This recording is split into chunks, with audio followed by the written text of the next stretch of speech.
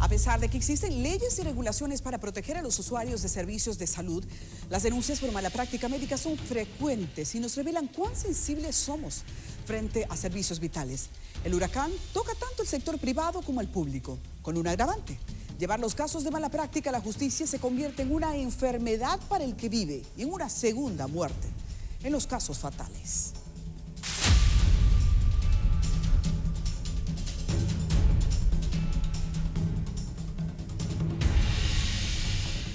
La escandalosa muerte de 72 recién nacidos en la maternidad de Los Mina es una tragedia para la salud, que como poco generó protestas médicas.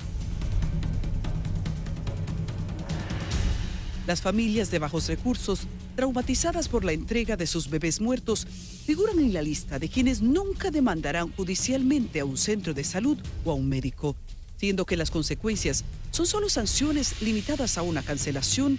Los cuentos de malas prácticas médicas en los hospitales son solo asuntos de pasillos. Pese a la gravedad de esta realidad, no hay estadísticas que permitan contabilizar el tema en el sector público. Por el contrario, los expedientes acomodan los informes de modo que sería casi imposible accesar a las evidencias científicas que permitan probar una mala práctica médica. En el caso del Hospital de Los Mina, mientras la Sociedad de Neonatología atribuye a negligencias las muertes de recién nacidos en masa, aún se está a la espera del informe de una comisión especial. Un dato científico sí vale la pena recordar en este contexto. El 80% de las muertes neonatales son evitables. Casos recientes como el de la niña de 1 año que falleció en San Cristóbal luego que una enfermera le aplicara un medicamento en abril. Y el de un niño de 1 año que murió en el hospital Robert Rick Cabral luego que una enfermera canalizara al pequeño por el cuello y le aplicara una dosis de medicamento que le provocó un paro, aumentan la preocupación sobre la rigurosidad de los hospitales. ¿Y qué nivel deben alcanzar los estudiantes, en el caso de los hospitales universitarios, antes de tener la vida de un paciente en sus manos?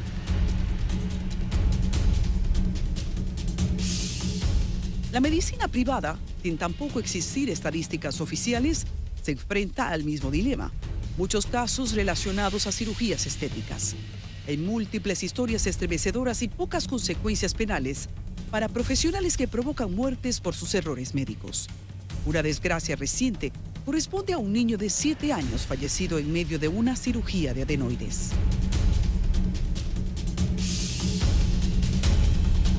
Las malas prácticas médicas no son un tema de debate solo en países en vía de desarrollo.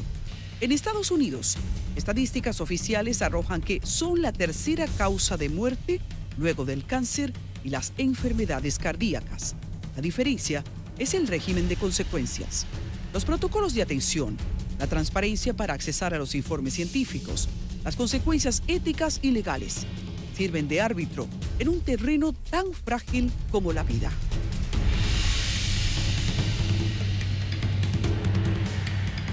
Virgilio Ortega es un hombre que vive las consecuencias de una mala práctica médica que ha podido documentar.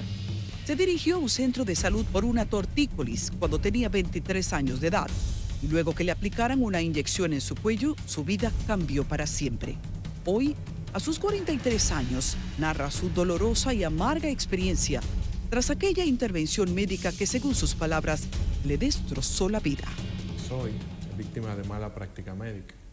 Mi caso ocurrió el 21 de octubre del año 2003 en la Torre de Especialidades Médicas, donde operaba el doctor Jorge Celestino García Tijera, médico ilegal, el cual no estaba avalado en la Torre de Especialidades Médicas.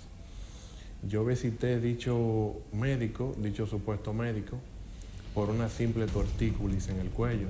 Al visitar al neurólogo cubano Jorge García Tijera, un extranjero que ejerció como neurólogo por 17 años en el país, con consultorio en la Torre de Especialidades Médicas, dice que este violentó todos sus derechos al inyectarle una sustancia al cuello en momentos en que le repetía que no deseaba ese tratamiento. Y allí, sin mi consentimiento y violando todos mis derechos, él agarró, introdujo una aguja de la que se usan para inyectar animales. Asegura que su vida se desplomó luego de ese proceso. A raíz de esta perversa mala práctica médica, no consentida ni autorizada, menos legalizada, mi salud y mi vida se desplomó hasta tal punto que duré 9 años viviendo calvarios, producto esa mala práctica médica. Desde que el 21 de octubre del 2003, la vida de Virgilio Ortega se convirtió en un calvario. Con pruebas diagnósticas a mano, acusa al neurólogo cubano Jorge García Tijera de que, lejos de ayudarlo con la tortícolis que tenía en ese momento, aniquiló su salud. Para él, hoy siguen las secuelas de aquella inyección que aún desconoce qué sustancia contenía. Ha sido sometido a diferentes cirugías, pero los efectos son todavía presentes. Y en la segunda cirugía fue donde se extrajo dicho cuerpo extraño, el cual no fue entregado.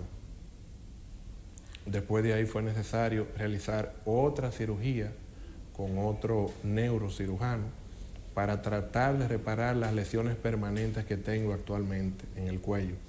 Cuenta que su batalla ha sido larga y dolorosa, pero no solo le ha tocado lidiar con los daños generados por aquella mala práctica médica, sino también la impotencia de que el médico huyó del país para no enfrentarse a la justicia. Se presentaron querellas y denuncias en la fiscalía. La justicia no procedió. El médico se fugó del país, se desconoce su paradero. En virtud de su ausencia, el centro médico, la Torre de Especialidades Médicas y su propietario, accionista, el doctor Luis Herré Valentín, es el responsable, quien no ha querido y quiere dar la cara. Se desvincula completamente del caso.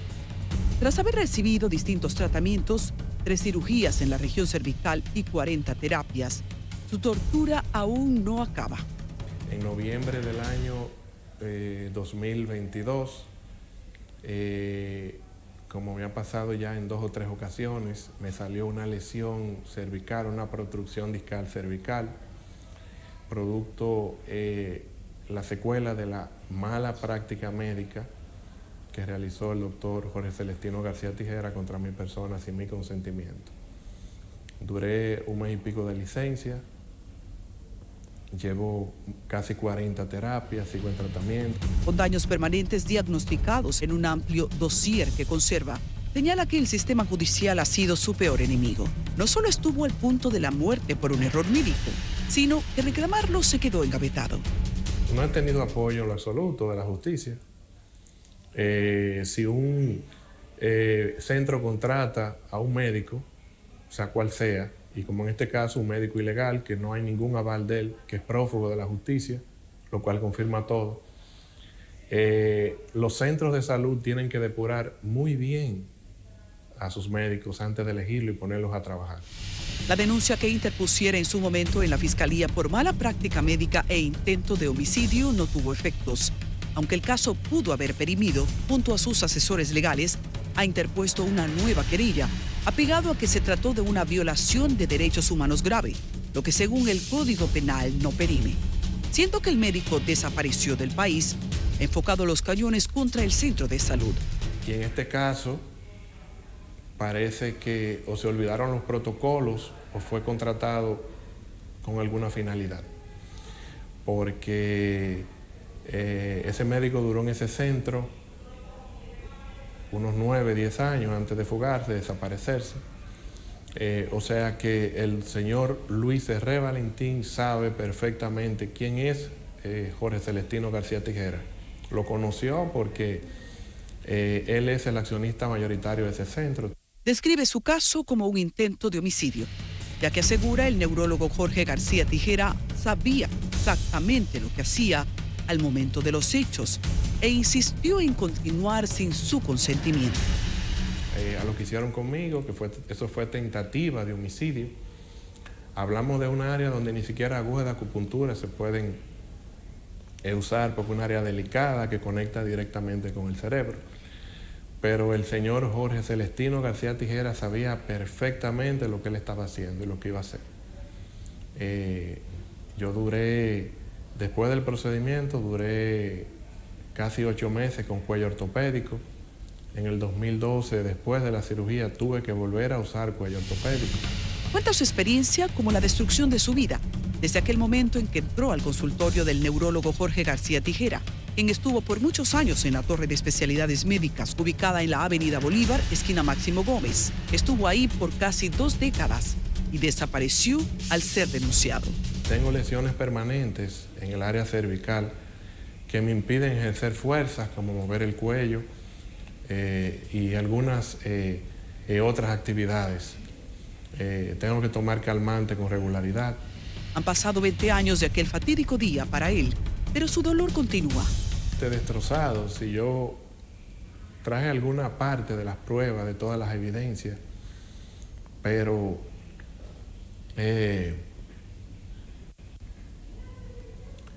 yo a veces me comparo